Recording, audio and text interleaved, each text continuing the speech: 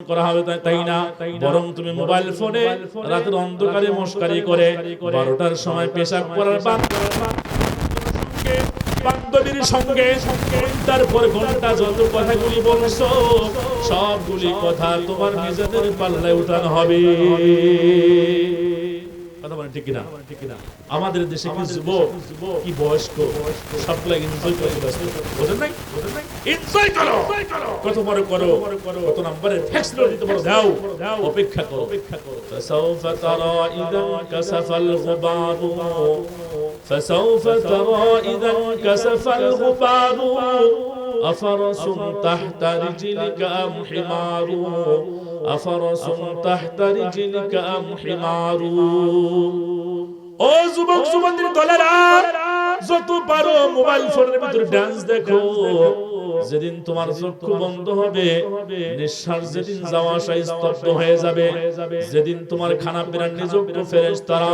তামাম দুনিয়ায় খোঁজার পরে কোনো খানা সংগ্রহ করতে ব্যর্থ হবে, যেদিন পানি সংগ্রহ করতে ব্যর্থ হবে, মার বুকের ভিতরে থাকা অবস্থায় তুমি হারিয়ে যাবে, স্ত্রীর বুকের ভিতরে থাকা অবস্থায় তুমি হারিয়ে যাবে, সন্তান চতুর্দিক থেকে যখন কাঁদতে থাকবে, দেখতে দেখতে বাস্তবের ভিতরে যখন বাস কাটা হবে, মুহূর্তের ভিতরে চতুর্দিক থেকে আত্মীয় স্বজন যখন জমা হয়ে যাবে, সব মানুষগুলি তোমার বিরহ বিচ্ছেদের বেদনায় হয়তো বা কাঁদবে, কিন্তু কোন একজন মানুষ সেদিন তোমাকে বাঁচাবার কোনো অধিকার নাই। দেখতে দেখতে তুমি যদি আপন হও, যত বড় মধুর মোহাব্বতের ভালোবাসার মানুষ হও না কেন, একটা দিন পর্যন্ত তোমাকে বাড়ির ভিতরে থাকতে দেওয়া হবে না। রিসেন্টলি তাড়াতাড়ি করে সাদা কাপড় পেঁচিয়ে দেওয়া হবে, মাথার দিকে মলম দিকে, পায়ের দিকে মলম দিবে, জানাজার নামাজ পড়ার আগ পর্যন্ত মানুষ দেখতে চাইলে তোমার চেহারা করে দেখানো হবে, সর্বোচ্চ কবরে ডুবে রাখ পর্যন্ত মানুষ দেখতে চাইলে তোমার চেহারা করে দেখানো হবে। এরপরে যখন তোমাকে কবরে নামানো হবে,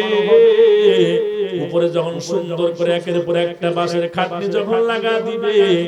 এই যে দুনিয়ার সব কারগুজারি শেষ হইয়া গেল, এখন তোরা দুনিয়ার কোনো বন্ধু খুঁজে পাওয়া যাবে না, কলিজার টুকরা সন্তানকে বুকে নেওয়ার মতো সুযোগ থাকবে না, মহাসুন্দরী স্ত্রী যারে সারে কোনোদিন একটা দিন বাইরে গিয়ে কাটাইতে পারেন নাই, তাকে আর একটা মুহূর্তের জন্য বুকে নেওয়ার মতো সুযোগ থাকবে না। যেই মা একটা দিন পর্যন্ত আমাকে না দেখে পারে না, সেই মা তার মহব্বত আর ভালোবাসা দিয়া আমাকে দুনিয়ায় রাখতে পারবে না। আমার ভাইরা, আজকে আমি আর আপনি যে বাড়ির মালিক, এই বাড়ির মালিক তো আমি আপনি ছিলাম না, এই বাড়ির মালিক ছিল আমার আপনার দাদা। তাদের দাপটে পুরা গ্রামের মানুষগুলি কাঁদতো, দাদা কবরে চলে গেছে কই, দাদার তো কোনো চিহ্ন নাই, দাদা বলে ডাক দিলে কখনোই কিছু বোঝা যায় না। আরে দাদাকে মাটির ভিতরে খুঁজতে গেলে খুঁজেও পাওয়া যাবে না, দাদার মাটি এক হইয়া গেছে। ও মুসলমান, আমি আর মাটি একদিন এক হব। আল্লাহ পাক বলেন, মিনহা খলাকনাকুম ওয়া ফিহা নুঈদুকুম ওয়া মিনহা নুখরিজুকুম তারাতান উখরা। আল্লাহু আকবার বলেন। মুসলমান বন্ধুরা, আমার কথাগুলো দিলটা বোঝার জন্য চেষ্টা করে। যত রকমের অপরাধ করেছি, যত রকমের গুনাহ করেছি, সবগুলি গুনার উপরে রব্বুল আলামিন যখন 3 নম্বরের সাক্ষী ঠিক করবে, আমলনামা যখন সামনে দেওয়া হবে,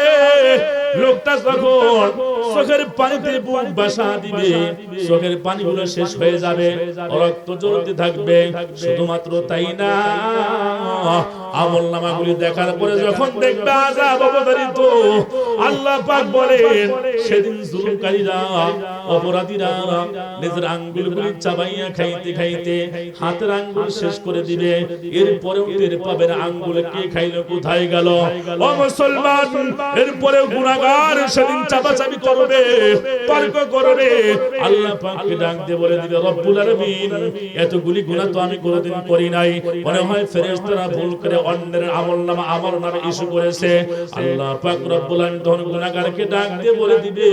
তুমি চরম পর্যায়ে পৌঁছে গেছো, আমি আল্লাহ পাক তোমার বিরুদ্ধে 4টা সাক্ষী করে রাখছি, 3টে তোমার বিরুদ্ধে দাঁড় করা দিয়েছি, এরপরেও তুমি সবগুলোকে অ্যাভয়েড করলা। আল্লাহ পাক রব্বুল আলামিন তখন গুনাহগারের জবান বন্ধ করে দিবে। আল্লাহ পাক বলেন, আল-ইয়াওমা নাখতিমু আলা আফওয়াহিহিম ওয়া তুকাল্লিমুনা আইদিহিম ওয়া তাশহাদু আরজুলুহুম বিমা কানু ইয়াকসিবুন। আল্লাহু আকবার বলেন। মুসলমান বন্ধুরা, তিন নম্বরের সাক্ষী যখন গুনাহগার অস্বীকার করবে মানবে না আল্লাহ পাক রব্বুল আলামিন তখন চতুর্থ নম্বরের সাক্ষী গুনাহগারের বিরুদ্ধে দান করা দিবে এটা বাইরের সাক্ষী না এটা ঘরের সাক্ষী পরের সাক্ষী না নিজের সাক্ষী ও মুসলমান আল্লাহ পাক রব্বুল আলামিন তখন গুনাহগারের মুখ থেকে স্পিকিং পাওয়ার কুওয়াতে তাকাল্লু কথা বলার যোগ্যতা শেষ করে দিবে কথা বলার যোগ্যতা দান করবে অঙ্গ প্রত্যঙ্গকে হাত তখন কপটে স্বীকার করবি আল্লাহ আমাকে দিয়েই তো লাঠি দইরা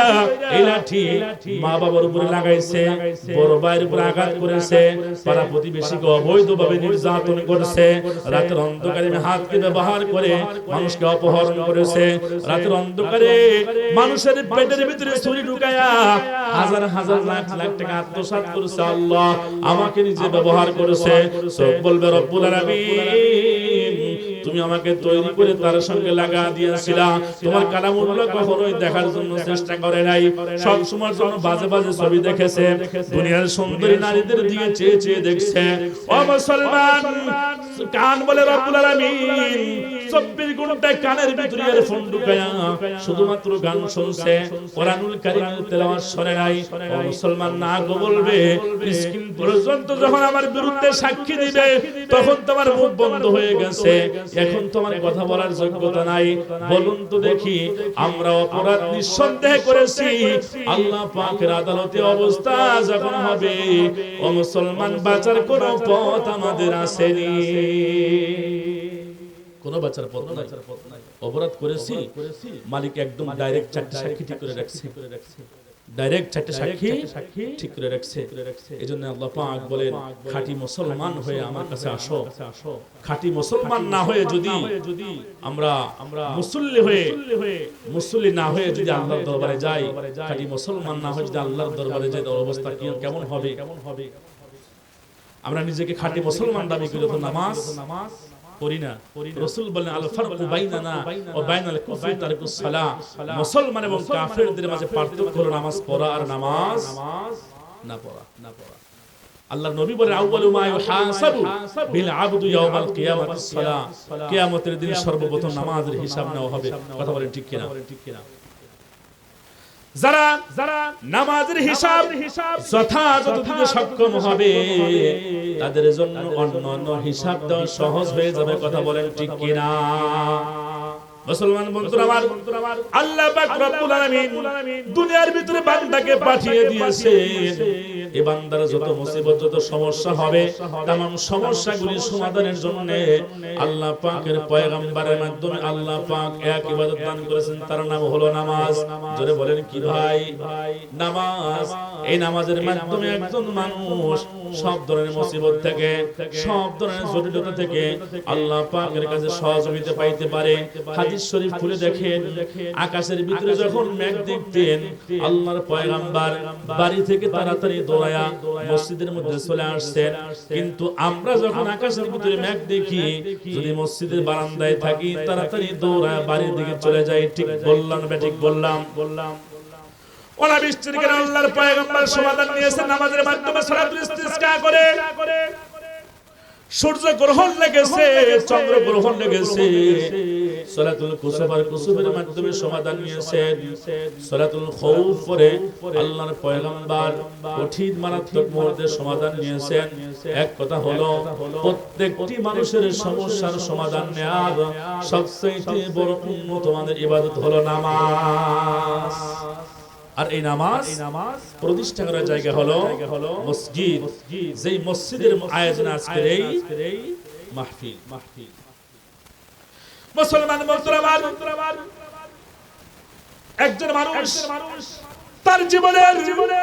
সব সমস্যার সমাধান দিবে নামাজের মাধ্যমে যারা জটিল রোগ হয়েছে 2 রাকাত সালাতুল হাজত নামাজ পড়ে আল্লাহর কাছে কাঁদতে হবে আল্লাহ তুমি যদি দয়া করে মেহেরবানি করে তুমি যদি শিফা না দাও দুনিয়ার কেউ দিতে পারে না নামাজের মাধ্যমে বান্দা এমন কিছু সমাধান দিতে পারে